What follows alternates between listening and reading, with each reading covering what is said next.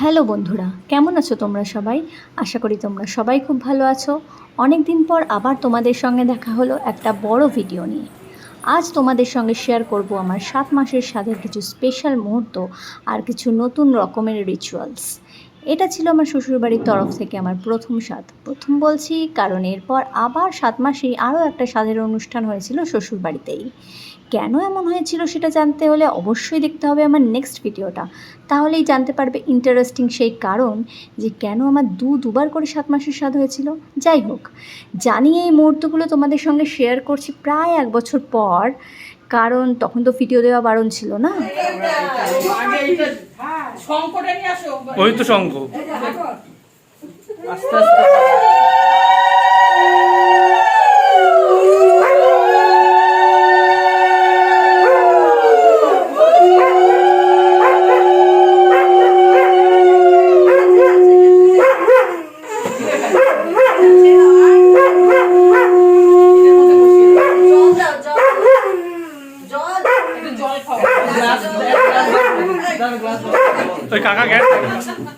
দিনটা ছিল 30শে এপ্রিল 2025।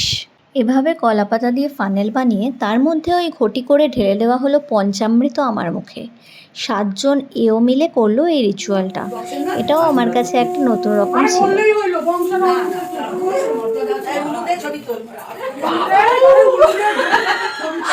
এরপরে সব বড়রা একে একে আশীর্বাদ করে পায়েস মিষ্টি খাইয়ে দিল, আর সবাই গিফটও দিল। ছোটরাও খাওয়ালো, আর শেষে আমার বর।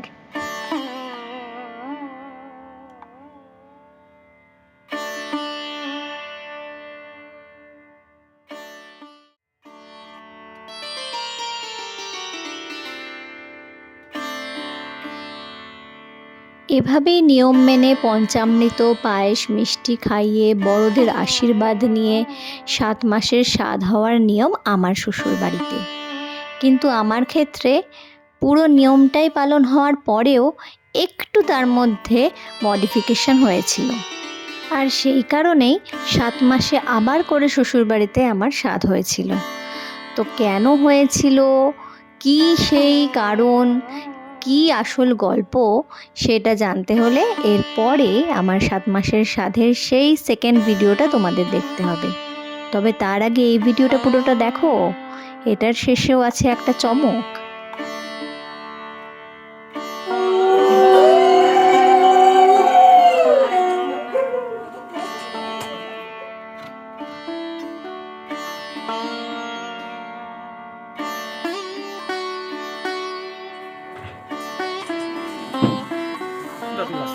তোমরা খাই দাও, গিয়ে যা যা খাওয়ানোর যাও, এক এক করে খাই দাও।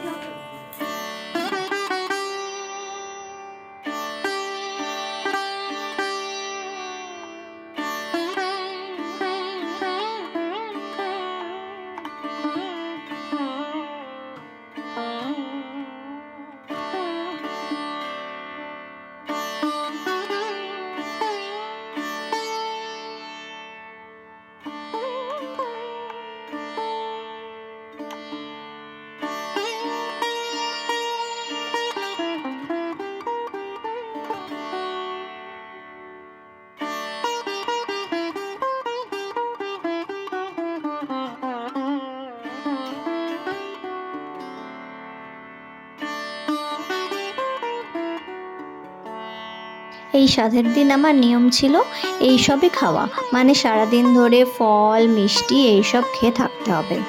আর সবাই কিন্তু মজা করে ভালো ভালো খাবে।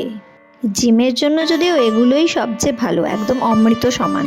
তাই জন্য দেখো সারাক্ষণ আমার পাশে চুপটি করে বসে আছে, কখন একটু পাবে বলে। সবার আশীর্বাদ করার পর মাথায় জমেছিল অনেক ধান।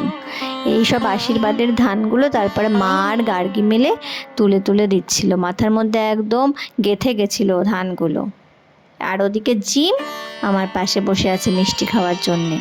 আস্তে আস্তে একটু একটু করে সব মিষ্টিগুলো আমি খাচ্ছি, আর জিমকেও একটু ভেঙে দিলাম, বেচারা অনেকক্ষণ ধরে বসে আছে।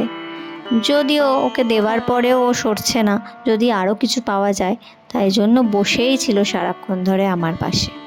এই যে রিচুয়ালটা দেখছো, এটা কিন্তু খুব ইন্টারেস্টিং ছিল। দুটো ঝুড়ি রাখা হয়েছিল, যেটা প্রথমে তুলবো, তার থেকেই বোঝা যাবে যে ছেলে হবে নাকি মেয়ে। আমার উঠেছিল প্রদীপ, আর প্রদীপ মানে মেয়ের সিম্বল। অন্য জনের নিচে ছিল নোরা, সেটা ছিল ছেলের সিম্বল। এটা হয়তো একটা মজার রিচুয়াল, কিন্তু তোমরা তো জানো আমার ক্ষেত্রে এটা একদম মিলে গেছিল। আর যেহেতু আমার শ্বশুরবাড়িতে অনেক বছর ধরে কোনো মেয়ে নেই, তাই বাড়িতে মেয়ে আসবে ভেবে সবার খুবই আনন্দ হয়েছিল। সবার আশা ফাইনালি পূরণ করেছে ভগবান।